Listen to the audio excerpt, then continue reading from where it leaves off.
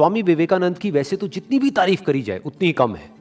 उन्होंने जो भी कुछ किया या जो भी कुछ कहा वो सारा ही एक से बढ़कर एक है। लेकिन उस सब में से जो मेरा पर्सनल फेवरेट है, जो मुझे बहुत ज्यादा पसंद है, वो एक लाइन जिसने सिर्फ हिंदुस्तानियों का ही नहीं बल्कि पूरी दुनिया का दिल जीत लिया। वो उन्होंने कही थी 1893 में शिकागो, अमेरिका में। वो लाइन उनकी स्पीच की पहली लाइन थी। वो लाइन थी, sisters and brothers of America. इससे क्या पता लगता है? इससे हमको उनकी सोच के बारे में पता लगता है, उनकी थिंकिंग के बारे में पता लगता है कि वो सामने वाले को अपना समझते हैं। फिर चाहे वो किसी भी देश का हो, किसी भी रिलीजन का हो, चाहे वो देखने में उनसे अलग हो, चाहे उनके कपड़े उनसे अलग हो, किसी भी वे में कोई भी हो, इस पूरी दुनिया में वो सब कौन है? वो सब हमारे भाई बहन है। ये पूरा का पूरा एसेंस है सारे वेदों का। वहां पर सिर्फ एक बात कही जा रही है कि हम सब एक हैं, कि आप में और मुझ में कोई फर्क है ही नहीं। हम सब जुड़े हुए हैं एक दूसरे से, और इस तरीके से जुड़े हुए हैं कि अलग हो ही नहीं सकते। मतलब क्या है कि सब हमारे अपने हैं और हम सबके हैं। जैसे आज ऐसे बहुत सारे लोग हैं, मैं किसी का भी नाम नहीं लूंगा, जो अपने आप को रिलीजियस बोलते हैं, स्पिरिचुअल बोलते हैं, फिर धर्म के नाम पे एक दूसरे से लड़ते हैं। तो इसका मतलब उनको समझ ही नहीं आया है कि धर्म का असली मतलब क्या है। इनफैक्ट कोई भी ऐसा इंसान जो कि सेल्फ रियलाइज्ड होगा या जो खुद को जानता होगा, वो कभी भी भेदभाव कर ही नहीं सकता। वो फर्क कर ही नहीं सकता कि आप किस कंट्री के हो, किस रिलीजन के हो, आपका रंग रूप क्या है, आपके कपड़े कैसे हैं। और अगर वो फर्क कर रहा है तो इसका मतलब एक बात पक्की है कि वो खुद को नहीं जानता है। इनफैक्ट उनकी लाइफ की एक बहुत ही इंटरेस्टिंग कहानी है जिससे हमको उनकी सोच के बारे में और डीपली समझ में आता है। जब उनका प्लान बना था अमेरिका जाने का, तो वो माँ शारदा के पास में गए आशीर्वाद लेने के लिए। माँ शारदा से उन्होंने बोला कि मैं अमेरिका जा रहा हूँ धर्म का प्रचार करने के लिए, या जो भी कुछ मैंने सीखा है उस सबको शेयर करने के लिए, तो अगर आपकी अनुमति है तो मैं जाऊँ। तो माँ शारदा ने उनसे कहा कि वो जो चाकू पड़ा है वो देना ज़रा मुझे। तो उन्होंने चाकू उठाया, उठा करके दे दिया माँ शारदा को। तो उसके बाद में माँ शारदा ने कहा कि अब तुम जा सकते हो। वो चौंक गए।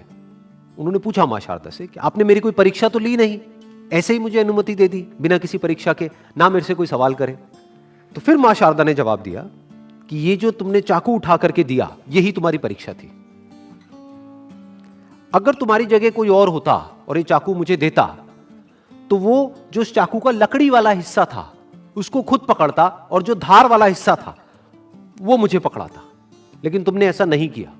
तुमने धार वाले हिस्से को खुद पकड़ा और लकड़ी वाले हिस्से को मुझे पकड़ाया, जिससे कि अगर चोट लगनी भी है तो तुम्हें लग जाए लेकिन मुझे ना लगे।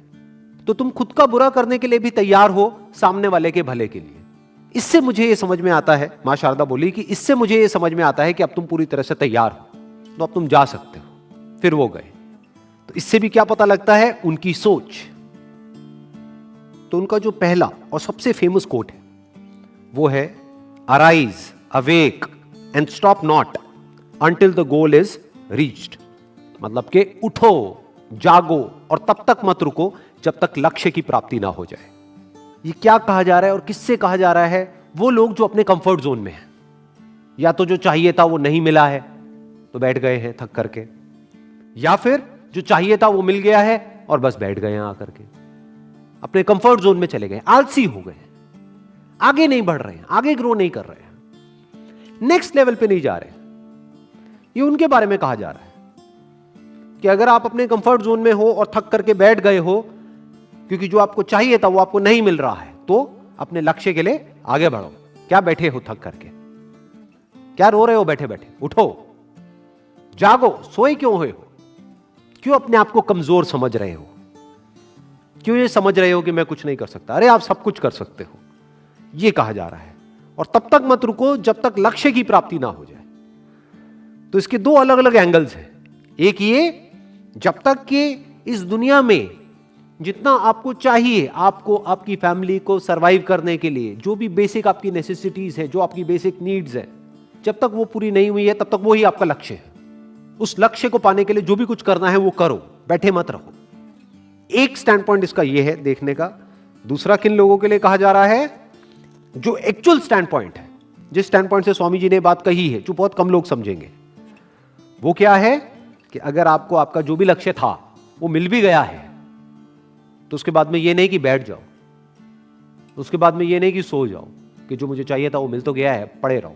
या प्लेजर्स में इंडल्ज हो जाओ, या पावर के पीछे भागने लग जाओ, या पैसे के पीछे भागने लग जाओ। ये बात नहीं कही जा रही है, क्योंकि ये कौन कह रहे हैं, कौन ये बात कह रहे हैं? जिन्होंने सब कुछ अपना छोड़ दिया ज्ञान के लिए।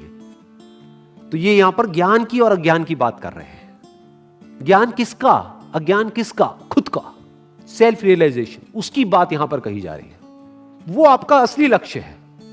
क्योंकि अगर पूरी जिंदगी सिर्फ अपना जो लालच है या जो अपनी जरूरतें हैं उसी में ही उलझे रह गए, तो ये कोई जिंदगी थोड़ी ना है।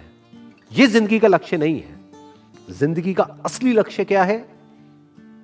सेल्फ नॉलेज, सेल्फ अंडरस्टैंडिंग, उसकी बात यहां पर करी जा रही है। कि चाहे आपको बाहर की दुनिया में कितना भी मिल जाए, लेकिन अभी आपका लक्ष्य पूरा नहीं हुआ है तो बैठो मत, सोते मत रहो, उठ जाओ। आपका लक्ष्य क्या है? खुद को जानना। और जब तक वो लक्ष्य पूरा नहीं हो जाता है, जब तक खुद को आप नहीं जान लेते हो, तब तक मत रुको। यही एक इंसान का लक्ष्य होना चाहिए और यही एक इंसान का सबसे बड़ा लक्ष्य है। क्योंकि अगर आपने पूरी दुनिया को भी जान लिया और खुद को ही नहीं जाना तो क्या जाना? अगर आपने पूरी दुनिया को जीत लिया, मैं कहता हूं दुनिया छोड़ो, पूरे ब्रह्मांड को जीत लिया, लेकिन अगर खुद को ही नहीं जीता, क्या जीता? तो आप जीत करके भी हार गए। और ऐसे एक नहीं, दो नहीं, बहुत सारे एग्जाम्पल्स हैं अगर आप हिस्ट्री को उठा करके देखोगे, जिन्होंने पूरी दुनिया को जीत लिया लेकिन जीतने के बाद भी खाली के खाली अंदर से। और ऐसे भी आपको एग्जाम्पल्स मिलेंगे जिनके पास जो कुछ भी था उन्होंने वो सब कुछ छोड़ दिया, लेकिन उसके बाद भी वो जीत गए। क्यों? क्योंकि उन्होंने खुद को जीत लिया। तो उसकी बात यहां पर करी जा रही है। तो जिंदगी का असली लक्ष्य क्या है? खुद को जानना। जिसने खुद को जान लिया उसने सिर्फ खुद को नहीं जाना है, उसने भगवान को भी जान लिया। क्योंकि भगवान हमसे अलग नहीं है, भगवान हमसे दूर नहीं है, वो हमारे अंदर ही है।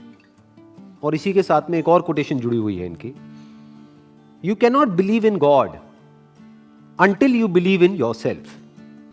जो बात ये कह रहे हैं उस बात को एक और तरीके से भी कहा जा सकता है कि भगवान भी आपकी मदद तभी करेगा जब आप खुद अपनी मदद करने के लिए तैयार हो। जैसे इससे मुझे एक बड़ी इंटरेस्टिंग कहानी याद आ रही है। एक बार एक गांव में बाढ़ आ जाती है, तो वहां पर सब लोग डूबने लग जाते हैं, गांव में बहुत बुरा हाल हो जाता है। तो एक आदमी है, उसको तैरना नहीं आता है, वो अपने घर की छत पे जाकर के खड़ा हो जाता है। तो धीरे धीरे पानी बढ़ने लग जाता है। जब पानी उसकी छत तक पहुंच जाता है तो वहां पर एक नाव आती है, एक रेस्क्यू बोट आती है उसको बचाने के लिए। वो आती है, कहती है कि बैठ जाओ, अब ये पानी बढ़ने वाला है, तुम्हारी छत भी डूब जाएगी थोड़ी देर में। वो कहता है नहीं, मुझे तो मेरा भगवान बचाएगा। उसके बाद में पानी और ऊपर आ जाता है और पानी उसके यहाँ तक आ जाता है। थोड़ी देर में एक हेलीकॉप्टर आता है। वो हेलीकॉप्टर आकर के ऊपर से लाउड स्पीकर से बोलता है चीख चीख करके कि अभी भी वक्त है, आ जाओ, ये जो रस्सी हमने फेंकी है इसको पकड़ लो तो तुम बच जाओगे। वो कहता है नहीं, मेरे को इस रस्सी की जरूरत नहीं है, मुझे मेरा भगवान बचाएगा। वो डूब जाता है, मर जाता है। भगवान के पास में जाता है, जाकर के भगवान को बोलता है कि भगवान देखो, मैंने आप पे इतना विश्वास किया और आपने मुझे नहीं बचाया। तो भगवान खींच करके उसको थप्पड़ मारते हैं और भगवान कहते हैं कि एक बात बता, वो जो बोट भेजी थी वो किसने भेजी थी? वो जो हेलीकॉप्टर भेजा था वो किसने भेजा था? वो रस्सी फेंकी थी वो किसने फेंकी थी? वो सब मैंने ही तो किया था। अरे मूर्ख, तू भी तो कुछ कर, तुझे भी तो अपना हाथ बढ़ाना पड़ेगा। मैंने तुझे अपना हाथ दिया तो मेरा हाथ तो पकड़ कम से कम। तो अंधविश्वास से काम नहीं चलता है। यही फर्क है अंधविश्वास में और विश्वास में। विश्वास क्या है कि मैं अपनी तरफ से कभी किसी के साथ में कुछ गलत नहीं करता हूं, मैं अपनी तरफ से अपनी पूरी मेहनत कर रहा हूं, मैं सब कुछ सही कर रहा हूं, तो मेरे साथ में गलत कैसे हो सकता है? भगवान बैठा तो है। यह विश्वास है। अंधविश्वास क्या है कि मैं कुछ ना करूं, जो करेगा भगवान करेगा। यह आलसीपन है कि आप एग्जाम की तैयारी करो नहीं और बोलो भगवान को कि हे भगवान पास करा दे। ये क्या है? ये सिर्फ आलसीपन ही नहीं है, धोखाधड़ी है कि हे भगवान, ये मैं 11 रुपए का अभी प्रसाद चढ़ा रहा हूं, अगर मैं पास हो गया तो 101 रुपए का चढ़ाऊंगा। मतलब क्या? भगवान को रिश्वत दे रहे हैं और खुद तैयारी करी नहीं है। आप तैयारी करो और आपको कुछ और करने की जरूरत ही नहीं है, बाकी काम भगवान करेगा। यह कहा जा रहा है।